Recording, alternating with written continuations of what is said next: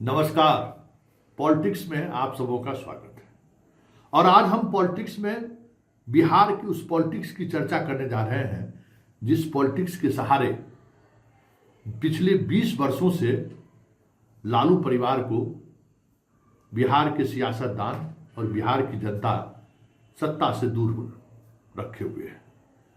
2015 में नीतीश के साथ चुनाव लड़े तो भले वो सत्ता में आ गए, फिर बीच में भी हाल में वो सत्ता में आए, लेकिन जिस तरीके से लालू खुद 90 के बाद जीतते रहे वो दौर फिर लौट के नहीं आया।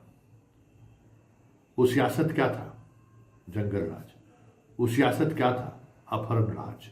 वो सियासत क्या था? गुंडागर्दी। वो सियासत क्या था? भ्रष्टाचार। वो सियासत क्या था? लोगों की रात की चैन गायब। यही सियासत था ना। और उस सियासत का नैरेटिव 2005 के बाद इस तरीके से बिहार में बिछाई गई कि उससे यह पार्टी 2025 में भी उबर नहीं पाया। हालांकि इस बार बहुत बेहतर मौका था, लेकिन इनके अपने ही लोगों ने कट्टा से गोली मार दो क्या क्या गीत बनाना शुरू कर दिया। और गीत ही नहीं बनाया, इनके विधायकी का चुनाव लड़ रहे प्रत्याशी अपने मंच पर से आकर गीत गवाना शुरू कर दिया। जो इनके हार की एक वजह है या जो इनको आज भी सत्ता से दूर किए हुए है, यादव का गुंडा राज, यादव का आतंक राज। कितना आतंक और गुंडा राज था मुझे नहीं पता है। उस दौर में हम बिहार से बाहर थे या बिहार में भी थे तो उस तरीके से हम लोगों के इलाके में इस तरीके की चीजें देखने को नहीं मिली।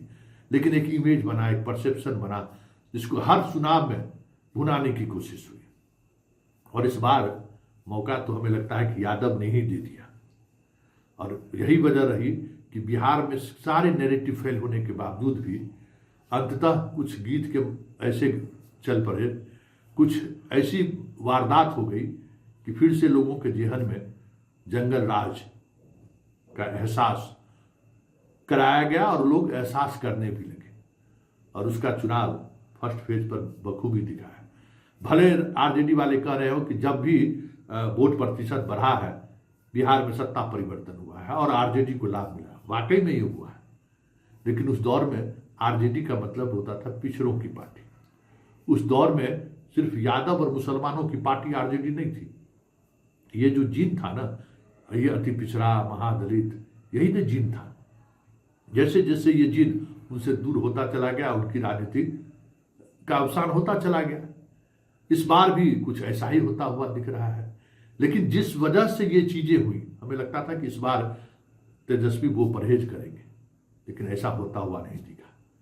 वैसे 2020 के चुनाव में एक बाबू साहब वाली बात छोड़ दीजिए तो तेजस्वी के मंच से कभी इस तरीके की चीजें देखने को नहीं मिली जो चीजें यहां देखने को मिला इनके मंच से।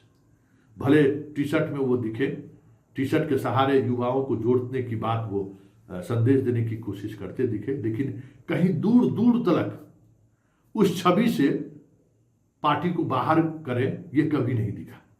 टिकट देने में वो दरिया दिली यादवों के साथ उन्होंने दिखाई दी। और मुसलमानों के बाद सिर्फ उन्होंने बात की, मुसलमानों के साथ उन्होंने वो दरिया दिली नहीं दिखाई जिस दरिया दिली को यह कहते हुए मुसलमान नेताओं को उन्होंने चुप कराने की कोशिश की कि हिंदू मुसलमान हो गए।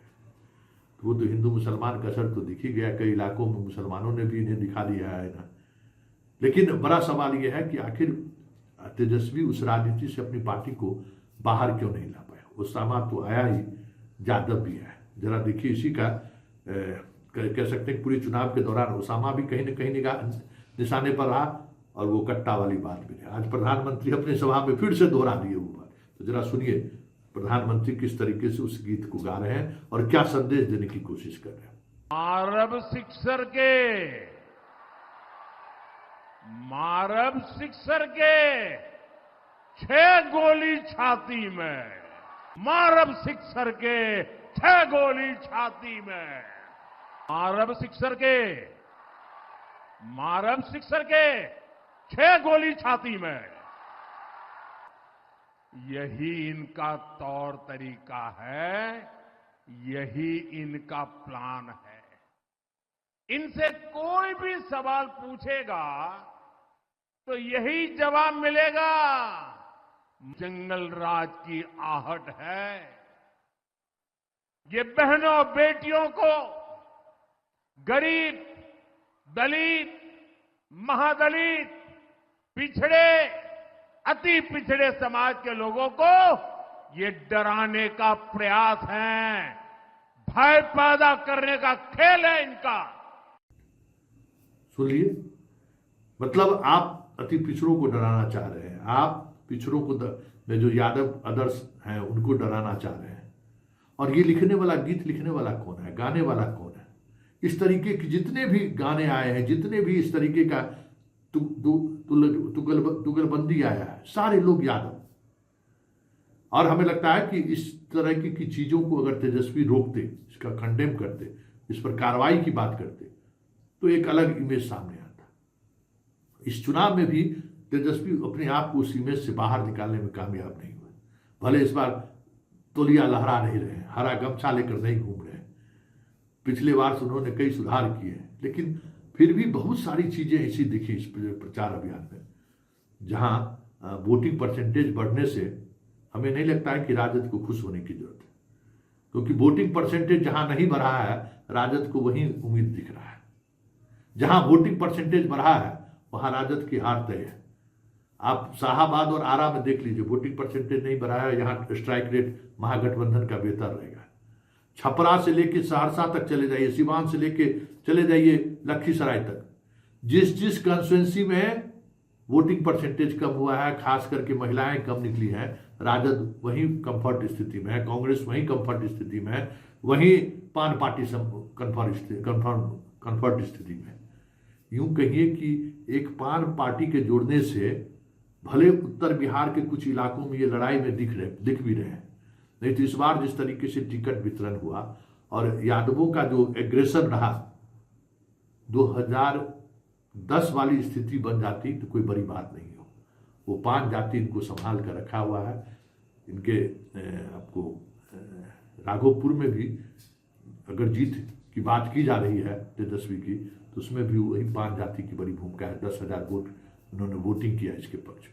कोई नई चीजें, सहनी का तो बात ही छोड़ दीजिए, जोड़ नहीं पाए। और जो जोड़े भी गए, जो लोग जुड़ा भी, बदलाव के युवा, वो कहीं न कहीं यादव के इस उद्दंडपना के कारण, यादव के इस तरीके के गीत संगीत के कारण इनसे दूर हुआ। और इसका असर 2025 के विधानसभा चुनाव परिणाम पर दिखे, अवश्य दिखेगा, ये भी तय मानिए।